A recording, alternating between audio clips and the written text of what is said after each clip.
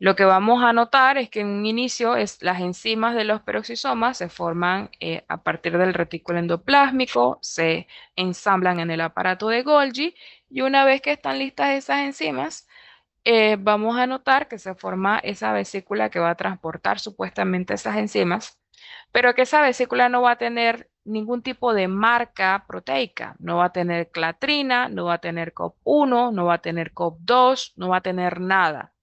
Así que esa vesícula se queda en el citoplasma.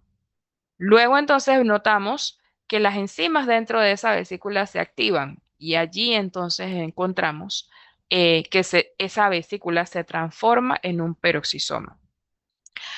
Las enzimas que hay en los peroxisomas típicamente son enzimas que suelen activarse con un ambiente levemente ácido, ¿ok?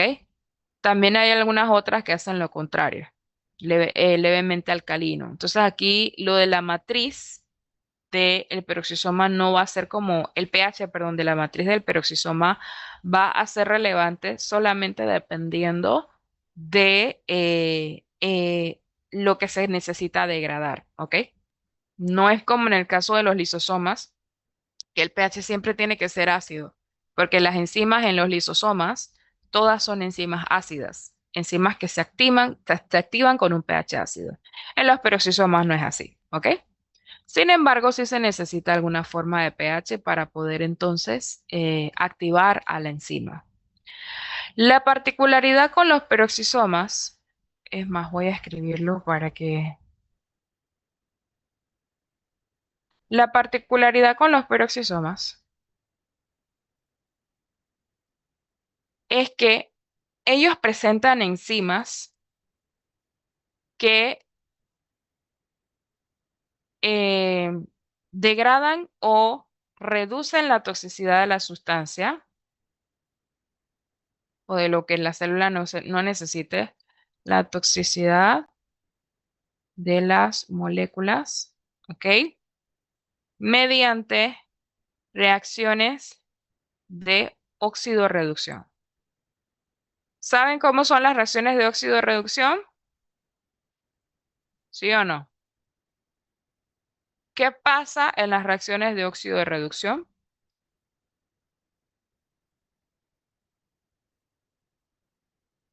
A ver, ¿sabemos o no sabemos?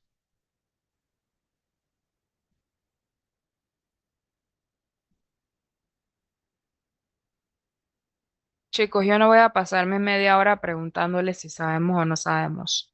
¿Sí o no? No, profe, Profe, por eso mi cuando parte se yo no. transfieren electrones. No, profe. Ok, vamos a... Ahí Sebastián estaba mencionando algo, pero vamos a verlo de repente un poco más gráfico aquí. Esto es lo que sucede en las reacciones de óxido de reducción, ¿ok? Y esto es prácticamente estequiometría de cuarto año de bachiller.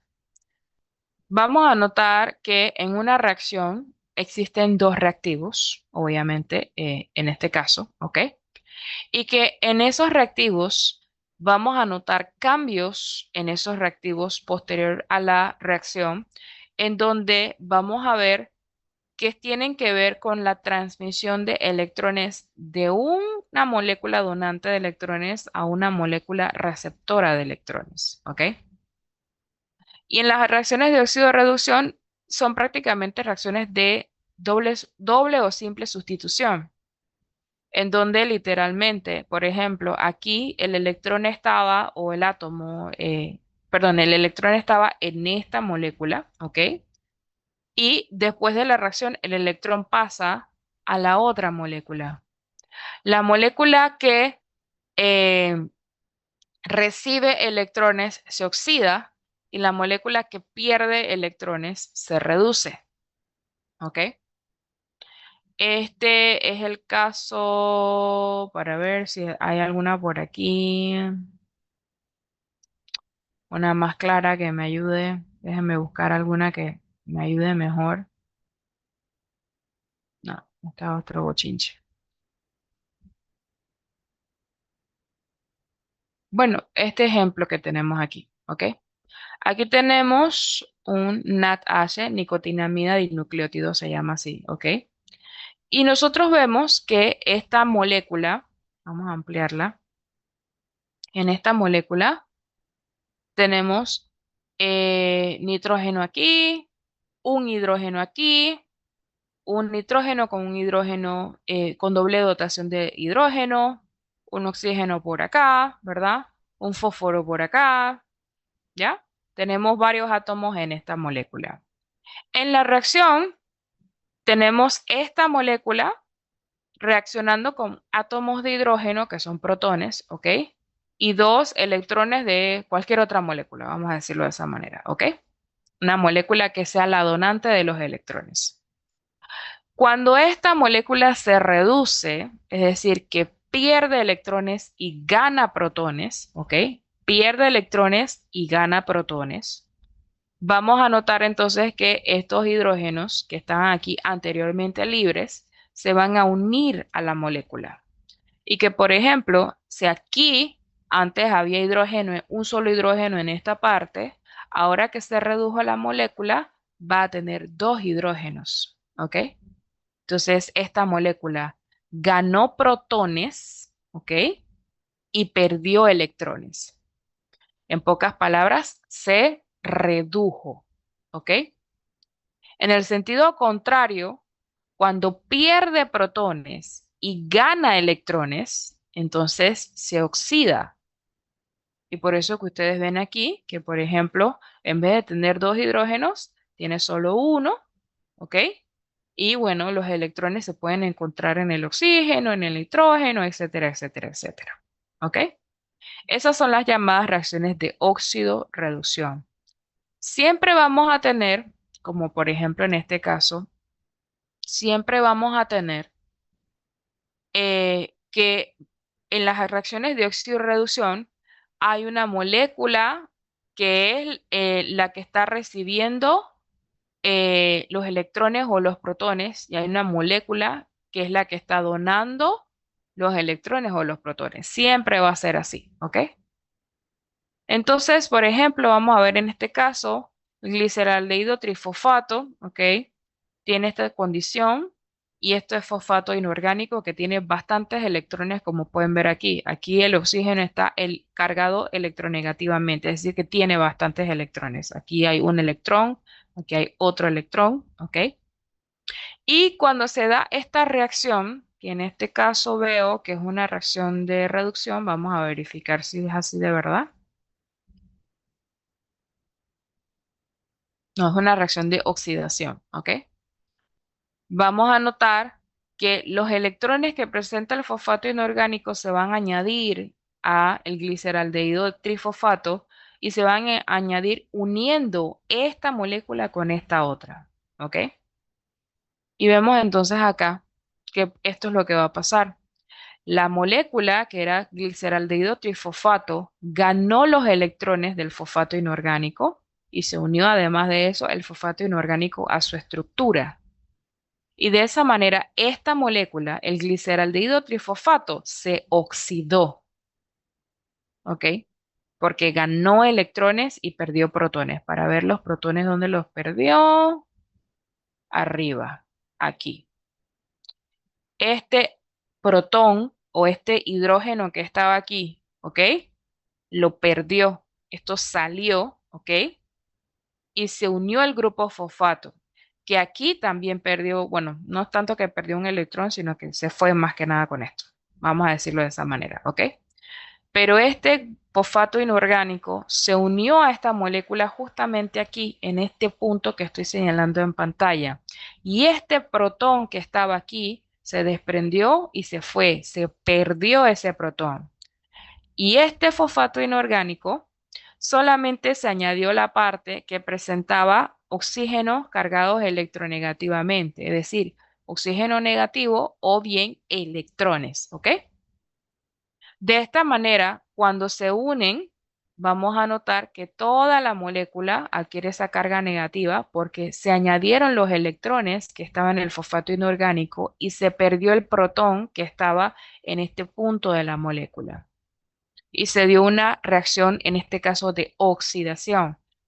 el, eh, ¿qué era? El gliceraldehído trifosfato, ya me estaba aprendiendo el nombre, ¿ok? Ganó electrones y perdió protones. Y en este caso, como ganó electrones y perdió protones, se oxidó, ¿ok? Si fuera el caso contrario, que casualmente este tipo de reacciones son totalmente reversibles, es decir, que esto puede pasar en ambos sentidos.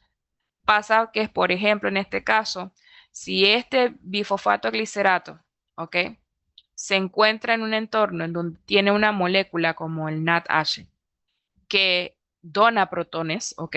Puede pasar que reaccione en sentido contrario y que entonces pierda este grupo fosfato, por lo tanto pierda los electrones y gane un hidrógeno aquí, por lo tanto gane protones.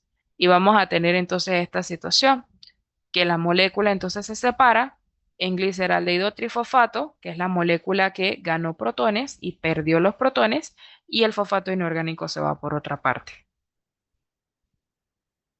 No sé si esto se está entendiendo, si no se está entendiendo.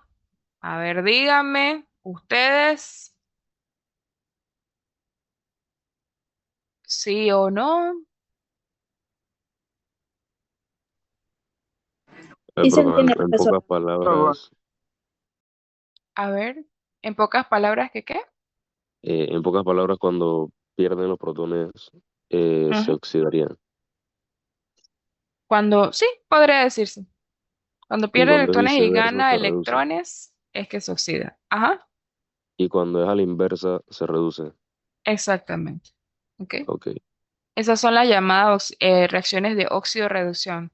¿Por qué es importante que ustedes entiendan esto, jóvenes? Porque todas las reacciones de la célula, por no decir, vamos a decir no, el 95% de las reacciones de la célula, por no decir todas, son reacciones de óxido-reducción. Literal. Ah, bueno, aquí casualmente lo dice. Todas las reacciones químicas dentro de las células son reversibles, en su mayoría porque son reacciones de óxido-reducción y por lo tanto siempre deben considerarse las reacciones para ambos sentidos, ¿ok?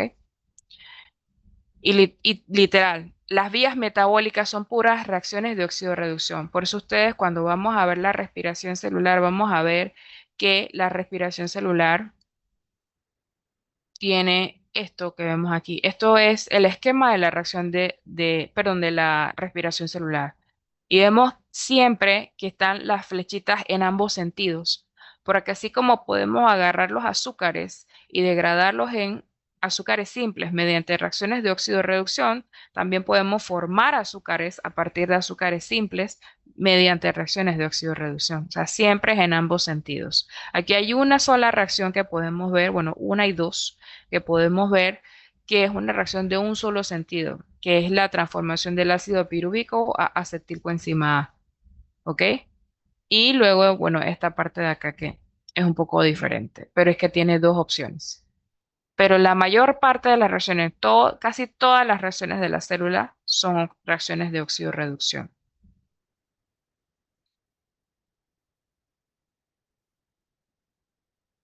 Entonces, retomando el tema de los peroxisomas. Los peroxisomas se encargan de degradar o reducir la toxicidad de las moléculas. No es como en el caso de los lisosomas, que los lisosomas descomponen moléculas. Vamos a poner digestión aquí, ¿ok? Moléculas mediante hidrólisis. En pocas palabras, parten las moléculas. Mientras que en el caso de las enzimas peroxisomales, ahora no me deja escribir, ahora sí, peroxisomales, ¿ok?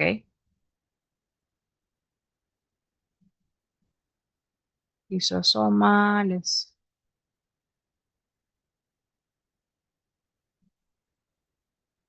Las enzimas peroxisomales lo que hacen es reducir la toxicidad, es decir, transforman la molécula en su versión menos tóxica.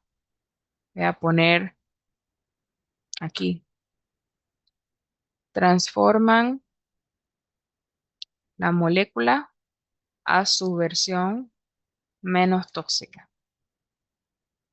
¿Cuál es el detalle de esto? Yo les decía ayer de que estos procesos, si bien son bastante eficientes, no suelen reducir, como quien dice, o descomponer todos los materiales al 100%, perdón. Siempre queda un residuo, siempre, ¿ok?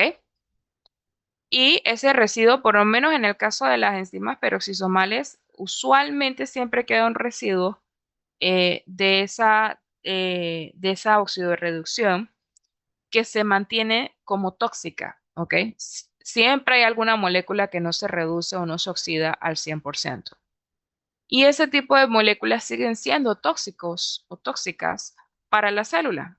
Entonces, ayer les mencioné, cuando la célula tiene esta situación de que a pesar de tratar de reducirla o incluso a pesar de tratar de descomponerla mediante hidrólisis, eso también puede pasar, que pase de los peroxisomas a los lisosomas, eso también puede pasar, ¿ok?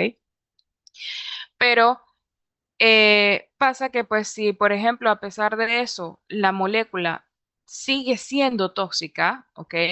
A pesar de todas sus transformaciones y todas sus modificaciones, sigue siendo tóxica, entonces la célula tiene la opción de almacenarla dentro del organelo en cuestión y dejarla allí, ¿ok? ¿Por qué? Porque no lo puede liberar al citoplasma, porque entonces daña los componentes de la célula en general, ¿ok? Reacciona con todas las otras sustancias que están intercambiándose en la membrana, por ejemplo. O bien, si lo saca fuera de la célula, puede dañar al sistema. Si fuera un organismo unicelular, no tendría inconveniente, ¿ok? Porque un organismo unicelular, lo que pase afuera no afecta tanto a su célula, ¿ok? Pero si fuera un organismo pluricelular, como es el caso de nosotros, lo que sea que salga de nuestras células afecta a todas las otras células y por lo tanto afecta a los tejidos y los órganos. Entonces, en ese caso, la célula, como quien dice, decide dejar ese contenido tóxico dentro del peroxisoma. Y de esa manera se va a formar este cristal, ¿ok? O este núcleo cristalizado que ustedes mencionaron anteriormente. En el núcleo cristalizado no solamente vamos a encontrar a las enzimas que estén inactivas. Las enzimas salen de este núcleo cristalizado cuando entonces necesitan actuar sobre la molécula de interés en la matriz peroxisomal.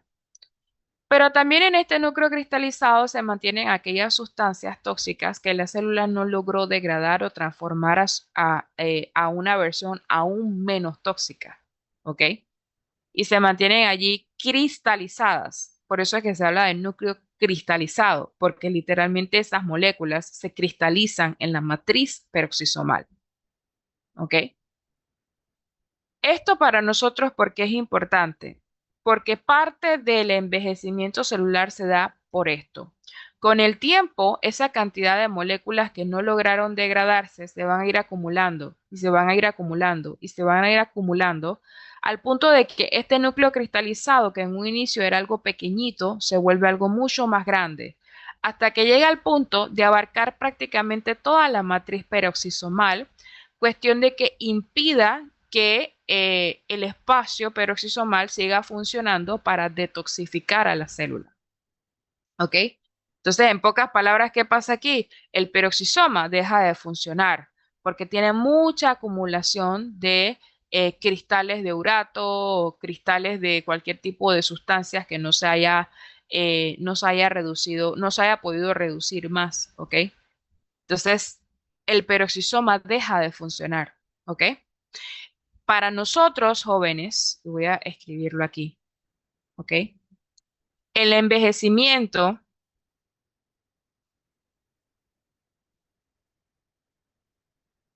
específicamente es la pérdida o reducción de la función celular o del organelo, ¿ok? Función celular, perdón, función del tejido, del órgano, perdón, del órgano del tejido celular o del organelo, ¿ok? Eso es realmente lo que significa el envejecimiento. Es que se vaya perdiendo progresivamente o se vaya reduciendo progresivamente la función del organelo, la función del órgano, la función del tejido, la función de la célula, ¿ok? Y por eso es que nosotros cuando hablamos de envejecimiento hablamos de dos tipos de envejecimiento, el envejecimiento sistémico y el envejecimiento celular, pero a la final todo conlleva a lo mismo porque en la célula o en cualquier ser vivo, el envejecimiento es la pérdida o reducción de la función de un componente del ser vivo. Por esa razón es que cuando nosotros vemos a los viejitos, ¿qué es lo que estamos viendo en los viejitos? Que los viejitos, o bueno, en las personas mayores, vamos a decirlo de esa manera, es que las personas mayores, algunas de esto, están como quien dice, pues no tienen este tipo de problemas, ¿ok? Así que por eso voy a hablar entonces de viejitos. Las personas viejitas vamos a notar que tienen, por ejemplo, su sistema esquelético, ¿ok? Tienen sus huesitos, tienen sus cartílagos, tienen sus articulaciones, ¿ok? Pero en el caso de los viejitos, ellos van a poder seguir moviéndose, pero ¿qué pasa? Tienen un movimiento reducido, ¿ok? Porque ya sus huesos, que son sus órganos del sistema esquelético, y sus articulaciones no funcionan al 100%. Entonces vemos que los viejitos pues caminan más lento, tienen estos achaques después que les duelen las articulaciones, ¿ok? Ahí estamos viendo que el órgano del sistema esquelético está funcionando, pero no está funcionando al 100%, es decir, su función está totalmente reducida. Y eso automáticamente es indicativo de que la persona tiene un cuerpo envejecido. Lo mismo pasa, por ejemplo, con la piel. Vemos que la piel ya no es elástica, o no, perdón, no es que no sea elástica, sino que no regresa a su normalidad cuando tú la estiras, sino que se mantiene, como quien dice, arrugadita. ¿Eso a qué se debe? A que el tejido, específicamente el tejido conjuntivo no especializado, ha perdido parte del agua que presentaba y también las fibras de colágeno y elastina están degradadas, ¿ok? O están, en pocas palabras, no están lo suficientemente, vamos a decir, fuertes, ¿ok?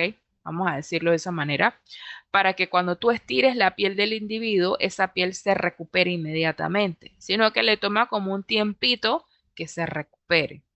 Entonces estamos viendo que la función del tejido está reducida y eso para nosotros es sinónimo de envejecimiento, ¿ok? El tejido está envejecido. A nivel celular, nosotros vamos a notar que ese envejecimiento está asociado a las funciones de los organelos. Cuando el organelo tiene una función reducida, entonces estamos hablando de que la célula está envejecida. Y ahí entonces encontramos esta situación que, por ejemplo, tenemos eritrocitos jóvenes y eritrocitos maduros. Tenemos neuronas jóvenes y neuronas maduras. Tenemos células escamosas recién formadas y células escamosas ya maduras. Tenemos esa, y así nos vamos con cada una de nuestras células. Osteocitos jóvenes, osteocitos viejos. Adipocitos jóvenes, adipocitos viejos. Neuronas jóvenes, neuronas viejas, ¿ok? ¿Y qué significa esto de viejos? Significa que hay alguna función de esa célula que está reducida. Típicamente, cuando nosotros vemos esta situación de una función celular reducida, está principalmente asociada a la función de los peroxisomas, en donde nosotros vamos a ver que por la acumulación de sustancias tóxicas que no se lograron descomponer al 100%, ¿ok? Vamos a notar que entonces se reduce la acción del peroxisoma por el hecho de que esta cantidad de sustancias se va a ir acumulando y este núcleo va a crecer lo suficiente para abarcar prácticamente toda la matriz del peroxisoma y que ya el peroxisoma no pueda funcionar como un organelo de oxidorreducción, ¿ok? Entonces, las células envejecidas típicamente tienen una acumulación de peroxisomas no funcionales en su citoplasma. Pero eso no solamente abarca los peroxisomas, usualmente está asociado a los peroxisomas. Pero eso no solamente abarca los peroxisomas. Nosotros podemos encontrar funciones reducidas en los lisosomas, funciones reducidas en el aparato de Golgi, funciones reducidas en el retículo endoplásmico, funciones reducidas en el núcleo asociado a la reducción del material genético. Eso también lo vamos a ver. Eso se llama envejecimiento genético, ¿ok? Etcétera, etcétera, etcétera. Todo lo que sea la reducción de una función significa envejecimiento. Y en el caso de la célula, la reducción de la función de sus organelos usualmente es lo que provoca el envejecimiento celular, especialmente la reducción de la función de los peroxisomas. ¿Estamos claros con esto? ¿Sí o no en el chat de la videoconferencia?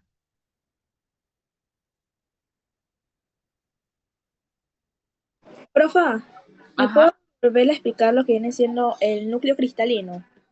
El núcleo cristalizado no es más que una parte de la matriz peroxisomal en donde se van a resguardar las enzimas en forma de cristal y también se van a resguardar o se van a mantener aquellas sustancias tóxicas que el peroxisoma no logró detoxificar lo suficiente. Esas moléculas se van a cristalizar, por eso se llama núcleo cristalizado, porque allí vamos a encontrar esas moléculas todas cristalizadas, ¿ok? Entonces, en ese núcleo cristalizado vamos a encontrar esas moléculas cristalizadas y también vamos a encontrar resguardadas parte de las enzimas de la matriz peroxisomal. Cuando entonces el peroxisoma necesita esas enzimas, salen de ese núcleo cristalizados y actúan en la matriz peroxisomal. Cuando el peroxisoma no los necesita, entonces los resguarda en ese núcleo cristalizado de puras sustancias cristalizadas, como quien dice. ¿Ok? ¿Esto se entendió mejor? Sí, profesora. Ok. También le quería preguntar, ¿este núcleo afecta en algo la función del peroxisoma? Sí, si aumenta de tamaño, abarca toda la matriz peroxisomal. ¿Y qué va a pasar? El peroxisoma va a dejar de funcionar. Porque las reacciones de oxidorreducción se dan específicamente en la matriz peroxisomal, en esta parte fluida, en esta parte líquida, ¿ok? Entonces, si ese núcleo cristalizado no va a ser un tamaño específico, ese núcleo cristalizado va a crecer a medida que estos componentes cristalizados aumenten en concentración, ¿ok? A medida que este peroxisoma va funcionando, va metiendo más moléculas, como quien dice, que al final no va a poder detoxificar y esto va a ir aumentando de tamaño hasta que llega al punto en el que abarque toda la matriz peroxisomal y ya entonces no se puedan dar las reacciones de oxidorreducción del peroxisoma, porque literalmente el núcleo abarcó el espacio en donde se daban esas reacciones. ¿Ok? Gracias, profesora. Ok. ¿Alguna Profa, otra duda, tengo jóvenes? una pregunta. Ajá. Dígame, dígame. Usted mencionó que, bueno, el 95%, para no decir todas las reacciones de óxido-reducción se dan en la matriz peroxisomal, ¿cierto? No, a eso hablé Eh, de la célula. El 95%, por no decir todas las reacciones de la célula, o sea, todas y cada ok. una, incluyendo las reacciones de modificación en el aparato de Golgi, las de síntesis en el retículo endoplásmico, ¿ok? Todas, casi todas las reacciones de la célula son reacciones de oxidorreducción. Ok, entonces los peroxisomas son los únicos que llevan a cabo estas reacciones. O sea, sin ellos no se podrían llevar a cabo ningún otro tipo de reacción.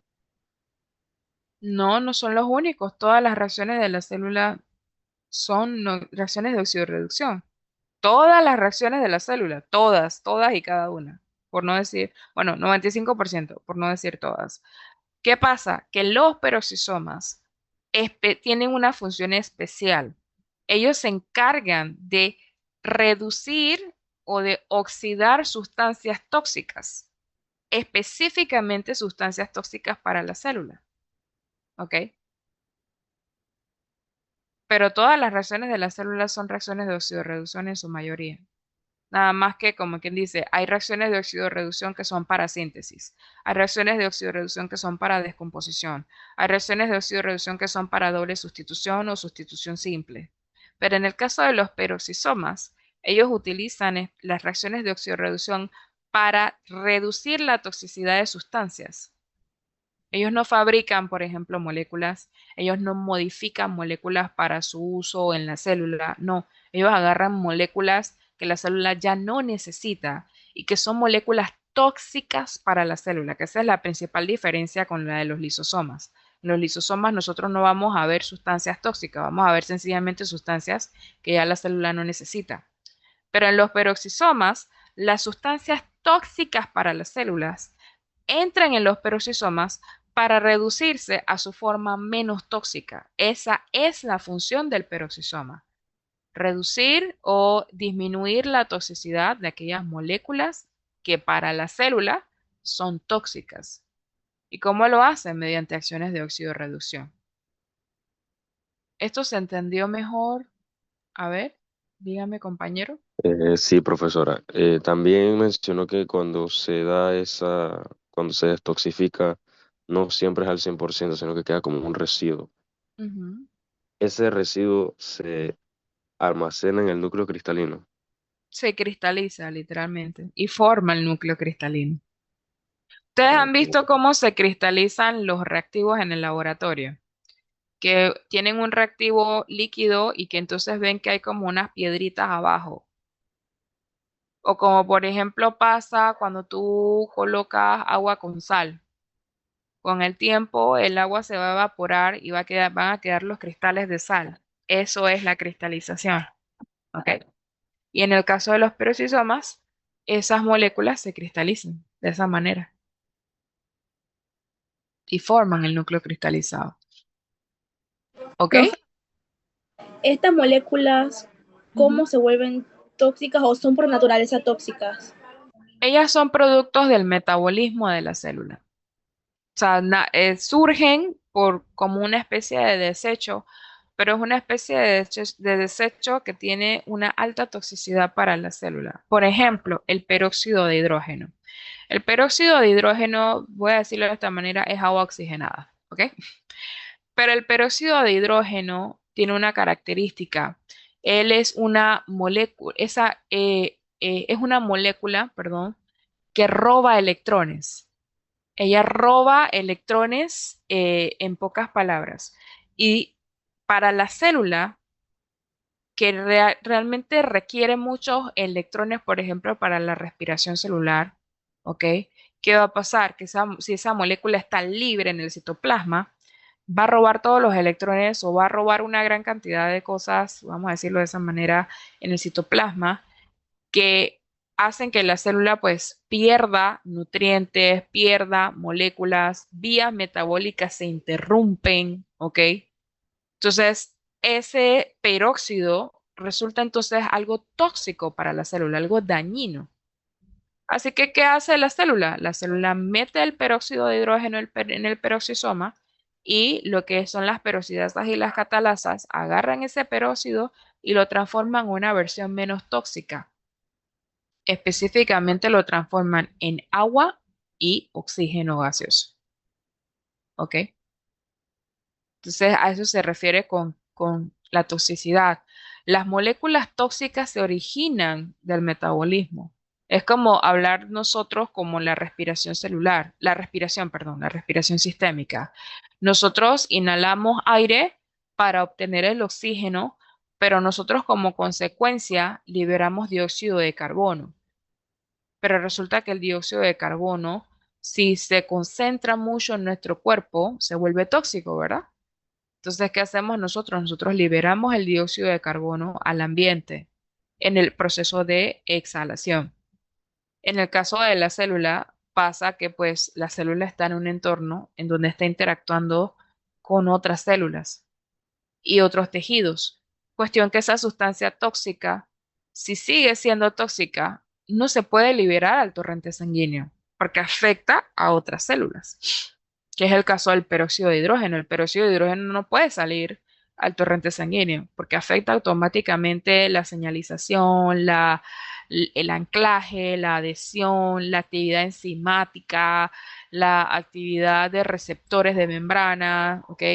Afecta en el torrente sanguíneo llegando a otras células. Entonces, a la final, ¿qué pasa con el peróxido? O lo degradas a una forma menos tóxica o lo acumulas en una parte que no afecte ni a la célula ni al ambiente extracelular, que en el caso de este son los peroxisomas. ¿Ok?